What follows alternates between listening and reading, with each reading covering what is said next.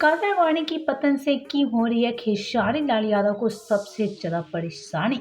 आपसी एक खबर मिला रही कि जहां कादरवानी भोजपुरी में फ्लॉप होती साबित हो रही है, तो वहीं खेसारी काफी ज्यादा परेशान हो चुके हैं।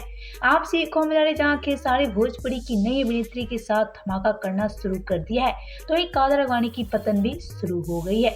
लेकिन एक तरफ कादरवानी की पतन शुरू हो गई है, तो वहीं खेसारी लाल यादव आज भोजपुरी में काफी आगे जाने लगे हैं। लेकिन कादरवानी की पतन से खेसारी की भी होश उड़ चुके हैं। जी हाँ, खेसारी को भी समझ नहीं आ रही है कि कादरवानी के साथ ऐसा क्या हो रहा है।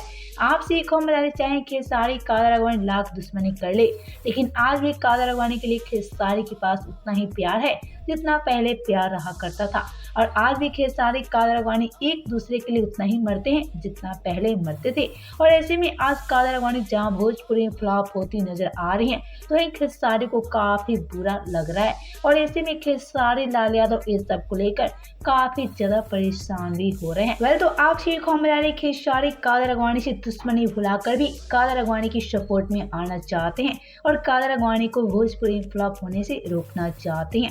तो आप कब खेसारी कादरवानी की नजदीकियां धीरे धीरे बढ़ने लगी है और धीरे धीरे खेसारी कादरवानी की सपोर्ट में आने लगे हैं।